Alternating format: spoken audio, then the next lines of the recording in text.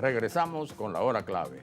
Recordamos que pueden interactuar con nosotros a través de la etiqueta numeral hora clave y le damos la bienvenida a nuestro invitado Milos Alcalay. Milos Alcalay, reconocido diplomático y además embajador de Venezuela ante las Naciones Unidas, ex embajador de Venezuela ante las Naciones Unidas. Bienvenido, Milos. Muchas gracias, Manuel Felipe. Muy contento de estar contigo y con Maki. Pero eso como que no se pierde, porque embajador, aunque seas ex, todo el mundo te sigue siendo embajador. Así, eso dice, una vez embajador, siempre embajador, pero a veces algunos se irritan y dicen, ¿qué? ¿Embajador ante qué país? Y tal. Pero bueno, pero sigamos la tradición francesa. Exactamente, que es la más importante que el mundo diplomático.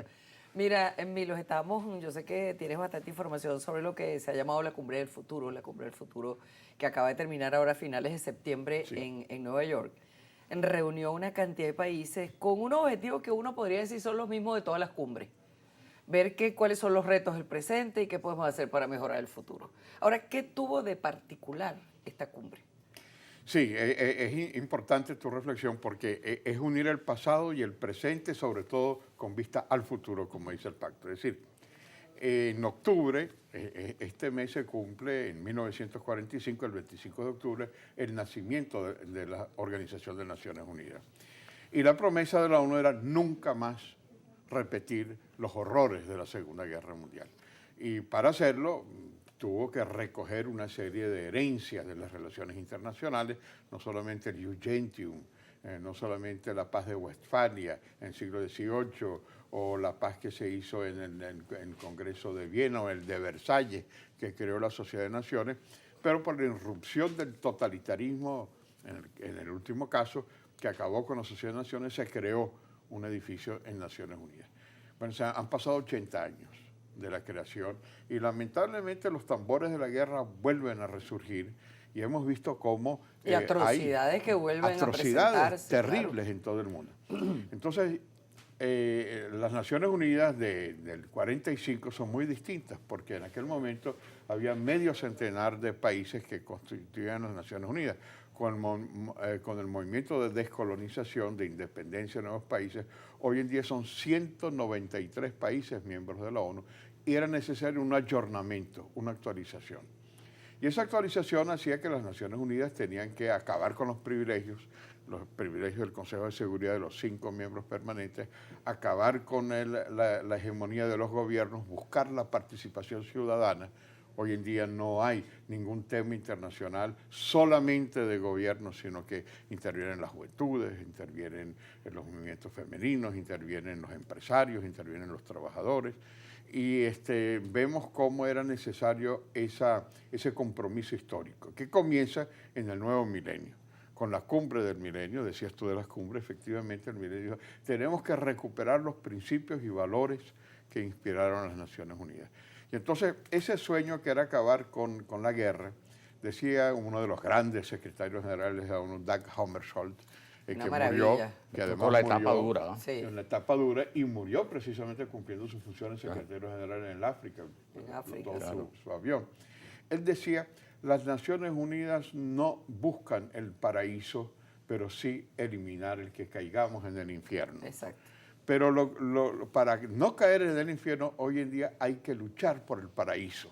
Hay que luchar, y ahí es donde la cumbre del milenio establece los mecanismos para evitar que los vientos de la guerra sigan. Y ese compromiso de 193 naciones es volcarlo hacia los grandes temas de la unidad que los recogieron en la cumbre del futuro a través del pacto del futuro que se firmó hace muy pocos días para buscar entre 56 grandes temas cómo forjar ese paraíso, ese sueño del futuro, ese optimismo que va desde el desarrollo sostenible, la búsqueda de la financiación para el desarrollo entre el sector público y privado, nacional e internacional, el que busca también el que haya una utilización de la ciencia y la tecnología para beneficio de los más pobres, el acabar con la pobreza, el acabar con la miseria. Eso se pactó. Y ese es ese compromiso que además tiene un elemento muy importante. Yo diría que hay 2 elementos importantes. Uno, que no es solo de gobiernos. Es decir, ahí se firma un pacto en la cumbre del futuro. En vez de que sean los jefes de Estado, los jefes de gobierno que siempre hablan, buscaron quienes buscaron a un joven discapacitado de un país árabe que habló, fue el primero frente a la presencia de los jefes de Estado, habló una norteamericana en nombre de los indígenas, con apellido latinoamericano, por cierto, y habló una etíope en representación de los migrantes del mundo. Es decir, no eran los jefes de Estado, eran jóvenes que están apuntando no solamente a incorporarse, sino a luchar por un futuro mejor. Entonces, yo creo que por supuesto es una lucha muy difícil, pero lo importante es que en esos 193 países que se comprometen con una agenda, es exigible. Nadie obligó a los países a firmar el Pacto del Futuro, pero una vez que lo firman, lo pueden exigir no solamente los organismos internacionales, sino dentro, los factores internos. Que dicen, o sea, los movimientos civiles, las comunidades organizadas. También esto se vincula, ¿no?, mucho con y contribuye a fortalecer el llamado el plan ¿no?, del año 2030, sí, que ha venido planteando las Naciones Unidas. Estas medidas ya concretas fortalecen, digamos, apuntan hacia los objetivos de este famoso plan, ¿no? Sí, así es. Yo creo que, y no solamente el 2030, que ya está a la vuelta de la esquina, sino cómo proyectar esa visión a futuro que permita consolidar las bases de un mecanismo que es un compromiso individual de cada uno de los países. Por ejemplo, el tema de los derechos humanos.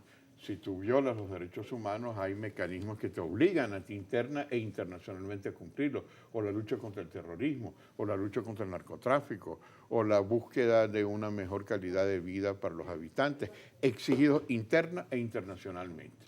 Entonces yo creo que esa agenda nos permite a nosotros ver con esperanza un futuro que no esté marcado por la amenaza de la guerra nuclear, o por la amenaza de la dominación, porque si no sería repetir de nuevo el fracaso del pasado. Entonces el Pacto del Futuro es también una búsqueda de romper con todo lo que fueron los antivalores que acabaron con organizaciones similares como la Sociedad de Naciones. Claro, por cierto que ahí siempre habría que recordar que justamente en la fecha de la fundación, ¿no?, de la Organización de Naciones está el célebre discurso de Caraxiolo Parra Pérez, así es, que era el canciller de Venezuela, y que hizo una reflexión que tiene mucha vigencia, porque Venezuela votó, por supuesto, y él hizo una observación sobre el derecho a veto, ¿no?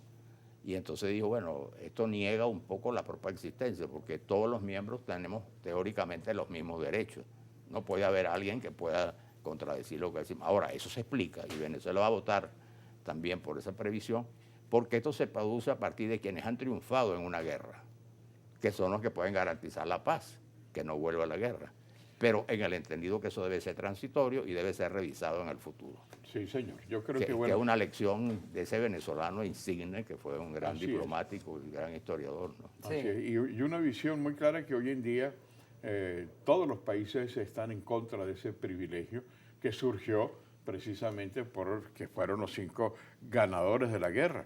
Pero el problema es que el veto se ha convertido en una forma de chantaje frente a los demás. Lo hemos visto en una serie de elementos que sería muy largo detectar, pero que los países no quieren. Claro, los que tienen ese privilegio no quieren soltarlo. Prueba de ello es cuando se logró este Pacto del Futuro, hace muy pocas semanas, muchos o muy pocos quisieron oponerse a que se votara de una manera consensual. Rusia, por ejemplo, y algunos de sus aliados, muy pocos, porque el consenso era, señores, vamos a acabar con los privilegios. Y ese privilegio tiene 2 connotaciones, no solamente el derecho a veto, sino el derecho exclusivo de los gobiernos de representar a las naciones.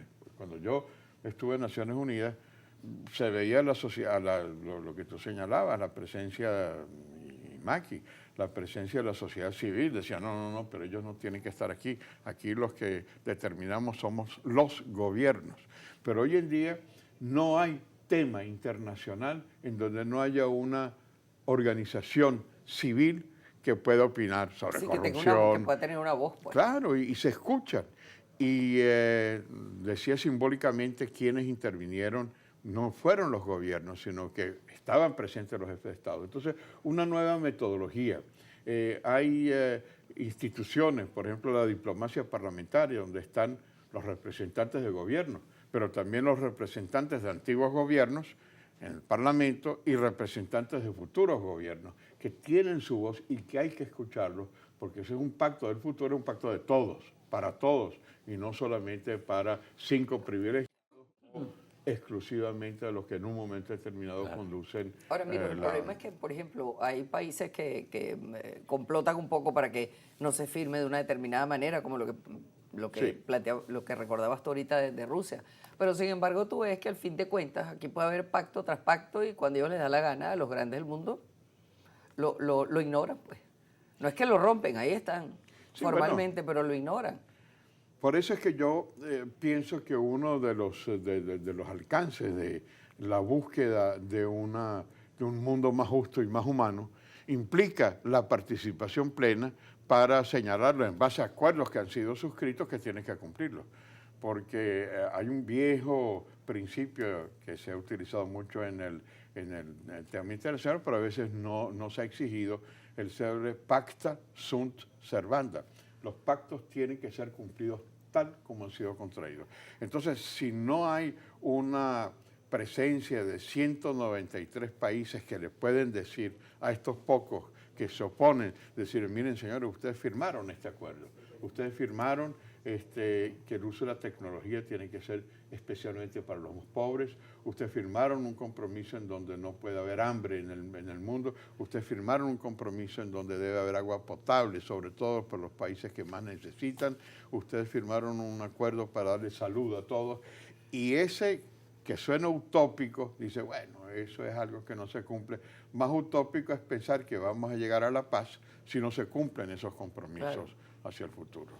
Milos, muchísimas gracias, de verdad, porque nos ha hecho un paseo completo por esto del Pacto del Futuro, que se oyó en todas partes, pero no todo el mundo sabía de qué se trataba. Y esperemos que el futuro, ¿verdad?, sea así, ¿no? Esperemos que sí. No es algo automático, pero es algo que debe mover sobre todo los jóvenes, porque yo creo que el Pacto del Futuro está dirigido fundamentalmente a estos jóvenes que quieren un mundo mejor. Así. Bueno, Muchas gracias por haber venido. Vamos a la pausa y ya estamos con ustedes.